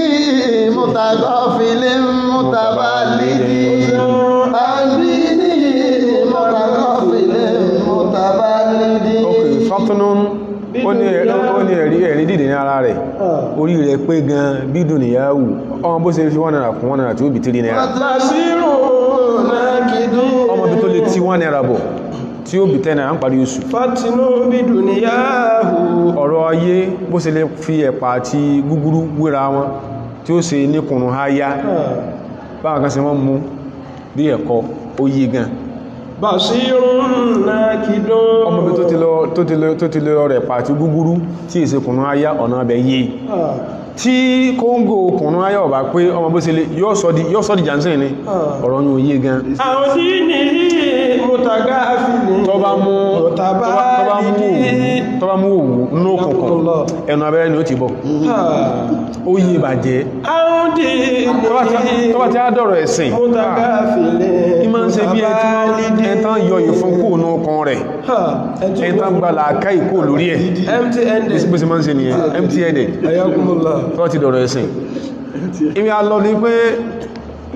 a ní ọ̀rọ̀ ẹ̀sìn sẹ́ èyí búnyàn èyí fi ṣe èyí kí ń ṣe èyí fi ọ̀rọ̀ ẹ̀sìn ṣe clientelism bá sí mọ́ pẹ̀lú èyí fi ọ̀rọ̀ ẹ̀sìn ṣe clientelism ẹ bá lọ gbọ́rọ̀ ẹ̀sìn ẹ̀bùn the Jews and the Christians má sì wà gbọ́yé o à ń sọ ọ̀rọ̀ tó ń ti àlàyé ní o ẹ̀sìn iṣẹ́ àṣíbọ̀ sọ máa kọ́ ọ̀dá kanábí ìlú báibù ó sí lè máa sọ ọ̀rọ̀ ẹ̀sìn tí ẹ fún aká máa fi sáyé wọ́n sádọ̀ kanábí ìlú báibù sí mítọ̀ sọnù ẹ fi wálẹ̀ náà ẹ bá lọ wo tó gbọ́rọ̀ ẹ̀sìn ẹ̀lé wọn lọ́wọ́ ó náà ti dára wọn nìyẹn kọ́dà kẹnu gbọ́n rẹ̀ kàn dúdú ó ti dára wọn kọ́dà kí sókòtò rẹ̀ òdójúgun ẹ̀mọ̀yẹ ẹlẹ́yà sọ fún pé sísàn tó ń bẹ l'Amẹ́ríkà tó sọ pé òun gbọ́dọ̀ shift date nìka òun àti ètì ń bẹ l'Amẹ́ríkà yìí is out gospeller kò sì sílé ọkọ àti ní wọ́n ní remote control orí ẹlẹ́yà tí ń lo khemaru gbọ́gbọ́dọ̀ change pé data àfàtò mọ́ yẹn ohun àfàyàn doesn't appear crate enough ẹlẹ́yà náà wọ́n sì gbà ó sì múrì ẹ́ sì pé sọ fọ́kọ́ mọ́ bá ń tí rẹ̀ sí àǹtí ẹ̀ lè máa sanwó skú ẹ̀ ẹgẹ́ tí sí dáadáa nìyẹn ìwọ́n náà lè máa sanwó skú ọmọ rẹ̀ dáadáa nìyẹn bọ́lábalẹ̀ ẹ̀sìn àǹtí ẹ̀kọ́ ní ò ní sí lórí ẹ̀sìn rẹ̀ Ọlọ́run tó ló gbà fún ló gbọ́dọ̀ ní sí lórí ẹ̀sìn rẹ̀ ṣé ibi tá a ti lọ láyàtà àkàì wọ́n á béèrè pé nígbàtà sọ báyẹn okay where lies justice then with respect to the non-Muslims àbí tí wọ́n béèrè náà nù ẹ̀sìn tàwa tí ò lè tí ò sí tí ó takò àwọn àfáà sọ̀rọ̀ ń pa ṣùmọ̀líyàtú al-adili tẹ́tìrí hatta bi ghayril muslimin concept déédé justice àti equity ní Islam very comprehensive hatta bi ghayril muslimina lábala déédé sọ́n pé nǹkan là ń sọ ọ̀sẹ̀ ẹ̀rọ ẹ̀sìn tí wọ́n là ń sọ yìí a lè bèèrè pé tààlà náà bí ìjẹ́ lọ́wọ́ rẹ̀ fẹ̀ẹ̀kan tẹ́lẹ̀ ọmọ ẹ̀rú lọ máa ń pè in tá ń sọnù kìí ṣe pé ká pàdé kí contract jọ pàwápọ̀ ká sọ ti change yẹn òun kọ́ kìí ṣe pé kó ṣe yí pé o entitled sí nǹkan kan constitutionally káwá di private bí wọ́n ṣe máa ń ṣe àwọn oníṣẹ́ tó àwọn ọ̀kẹta wá ṣe bẹ́ẹ̀ èèyàn kọ́ọ̀tì òfonu tún gbọ́ dáadáa tí mùsùlùmí bá wò pé a Christian ọ̀rọ̀ ẹ̀sìn kọ́ lọ́jọ́ payín sí ọ̀rọ̀ ayé business ìjọ payín pọ̀ ìwọ ló ní kán lọ gba 75 million ní báńkì lórí business tẹ́jọ kí ní o tẹ́jọ contract ìwọ náà ìwọ mùsùlùmí náà lọ́lọ́ pẹ́ àdásá sí pé at particular time báyìí ẹlọ bá ń lè gbó lọ́wọ́ rẹ̀ sórí rẹ̀ mùsùlùmí yẹn tó ṣe bẹ́ẹ̀ fún Christian yẹn special iná lọ́lọ́ọ̀dà fún ọ special iná special òfò inú mùsùlùmí ó ṣe ẹjá wá sọ mọ̀kọ̀ ọba látàn yẹ́bà àwọn fún àbálàgá sí máa ń sẹ ẹjá sọ mọ̀kọ̀ ọba so tó yẹ pé Christian náà lọ sọ pé mùsùlùmí yóò contract 75 million ó ní kọ́ lọ gbà ọwọ́ àgbà wọ́n náà lọ rán assassin sí pé kán lọ gbó lọ́wọ́ ẹ̀ sórí rẹ̀ Christian yẹn náà special lọ́wọ́ fi ọkù wá gbé síbi ètò ń ṣe lọ́wọ́ tó ti ìjáwọ́ ètò ń ṣe báyìí tó ti ìjáwọ́ iléeṣẹ́ ìjọba equity gbọ́dọ̀ wà ń bẹ́ẹ̀ kí ló ń bọ̀ lẹ́rù pé àwọn mùsùlùmí rí ìwé ká wọ́n mọ̀ náà tẹ́ pé yóò wà rí prayer point mi èèyàn rí ìjọ sẹ́ntàjú pé all the weapons from the Amaleks àwọn Amaleks or the weapons from those Amaleks formed against the institution of Christ ta ló ń sọ bẹ́ẹ̀ fún ọ ta ló wí bẹ́ẹ̀ fún ọ nǹkan kí nǹkan táwọn èèyàn dánwò nìyẹn o ẹ̀sìn wa ó ń sọ̀rọ̀ nípa déédé nígbàtí ó bá di pé ká ṣe dáadáa síra wa gẹ́gẹ́ bí èèyàn hatta bi ghayril muslimin kódà ó gbọ́dọ̀ kárí ẹni tí ì sí mùsùlùmí qala rahimahullahu ta'ala àfáàwà Ibn Qayyim àfáàwà Ibn Taymiyyah al-Harrani sórí subhanallah àwọn ẹ̀sá Ibn Taymiyyah al-Harrani rahmatullahi alayhi afdalu rahmati min Allah amin alayhi mi'atu rahmati min Allah amin okay sorry ni na'am ọ̀rọ̀dọ̀ mi qala Ibn Taymiyyah sọ yí pé wa min a'mali ahlil janna ṣẹ́tìrí min a'mali ahlil janna inú sẹ́ta àwọn tó ṣe pé àlìjánà ni wọ́n wọ̀ tí wọ́n gbọ́dọ̀ máa ṣe al-'adlu ká máa ṣe déédé fi jami'il umur fi jami'il umur nínú gbogbo alámọ̀rí tán bá dáwọlé tó jẹ́ alámọ̀rí tayé wa ala jami'il khalqi wa ala jami'il khalqi ká máa ṣe déédé sí gbogbo ẹ̀dá Ọlọ́run láyé hatta al-kufari tí lórí àwọn tí ì ṣe mùsùlùmí tẹ́tìrí ويقول رحمه الله أيضا kí ló jẹ́ wọ́n sọ bẹ́ẹ̀ حياكم الله wọ́n ní hadith Ànábì sọ fún àṣẹ̀ṣẹ̀lẹ̀ nígbàtí ó rán Mu'adh ọmọ Jabal lọ Yemen yẹn sẹ́n pẹ́ parí hadith pé ó ní ittaqi da'watal mazlumi fa innahu laysa baynaha wa bayna Allahi hijabun nínú riwaya mi حياكم الله li Muslim ó ní hatta walau kana kafiran الله hatta walau kana kafiran kódà kó ṣe pé tó jẹ́ kéfèrí ẹ̀yẹn tó jẹ́ ẹn tàà sàbòsí sí yẹn bá jẹ́ non-muslim ó sì sàbòsí rẹ̀ so ọ̀rọ̀ ẹ̀sìn là ń sọ dé bí ìwọ náà mọ̀ pé ẹlẹ́yà tó mú ọlọ́rẹ̀ ayò jẹ́ ń sọ léyìí kọlùbà kó ṣẹlẹ̀ ìkan náà àwọn ìyàwó wa ìgbéyàwó yẹn fèèlì tẹ́lẹ̀ lókù kí ló fà á àwọn tó mú ọlọ́rẹ̀ ayò ńgbà tó lọ sáàfù wọ́n máa jẹ́ òye pé ó ṣe lè fẹ́fẹ́ tí wọ́n pọ̀ jù the Anatolian are not Muslims. They are not Muslim. They are Christian ladies. Wọ́n ní pé lọ́dọ̀ wọ́n sún orí wọn lọ́dọ̀ ọ̀tá wọn báwọn ṣe máa ń ṣe rí ẹlẹ́yà máa ọmọdàgbé ìyàwó tán dé lókú àtàtí tí ń bàbá ọkọ ìgbéyàwó dẹ̀rù tán dé lókú so ṣe bẹ́ẹ̀ sí ìtàrà ló sọ báwo ṣe fẹ́ yàwó abẹ́ẹ̀kọ́ ni fẹ̀sí wálẹ̀ náà kó kán ó lé gbé ohun ìfihàn sọ rẹ̀ wọ́n rí sẹ́ẹ̀tì orí ẹlẹ́yà wọ́n rí wọ́n fọ́mátì orí ẹ̀ bó ṣe tú bó ṣe ọ̀tá kó jẹ́ pé lóòrùn gbàkan ló wà ní ìtàn sọ ni fa inna al-'adla wajibun ala kulli ahadin Ibn Taymiyyah sọ pé fa inna al-'adla wajibun ala kulli ahadin déédé ọ̀ràn ẹni ká ṣe sí gbogbo ẹ̀dá nínú àlámọ̀rí tayé ala kulli ahadin fi kulli halin fi kulli kódà gbogbo ìsí tó bá rí ó wà náà ní ó parí ẹni tó ń gbé lọ́dọ̀ rẹ̀ ó ń ṣe lọ́dọ̀ rẹ̀ gẹ́gẹ́ bí housemaid ó jẹ́ Christian mùsùlùmí má fọ́ sí ẹ̀lọ mọ́sálásí tó ti iṣẹ́ lọ́wọ́ á sí ẹni tó ṣe housemaid lọ́dọ̀ ẹlòmíì ó kórí ibú bá driver rẹ̀ àwọn kan bẹ ẹran ni wọ́n ẹwọ́n sì máa ṣe bí ẹni rí lẹ́ni at the threshold of the church ẹni ẹran gbà ni wọ́n driver tó ipò oúnjẹ tó wá oúnjẹ ajá lóòfún tó ipò jẹ́ mùsùlùmí ọwà ní tí wà tí gbé ọlọ church kò gbé ọ padà kò ní jẹun lágo mẹ́ta àbọ̀ ìbò náà tí mo náà kọ̀rẹ́ sínú báìbù ọwọ́n sọ pé nílé ìtàwọn sọ ọkọ̀ yẹ ká sọ dáadáa síṣe gbogbo ẹ̀ láṣẹ sí wà zulmù hátà fèkólé hálìbù sí tó bá rí ó wà sí dáadáa sí wà zulmù muharramun mutlaqan kásàbò sí èèyàn èèwọ̀ ní o wala yubahu qattun bi halin kásàbò sí èèyàn ibi táà ti lọ nìyẹn lórí ọ̀rọ̀ ayíwàlẹ́wàlẹ́bọ̀rọ̀ nígbà bá di ọjọ́ Monday a parí ẹ̀ a sọ tafsir rọ̀ yíbùká àlẹ́iná ìbẹ̀láwà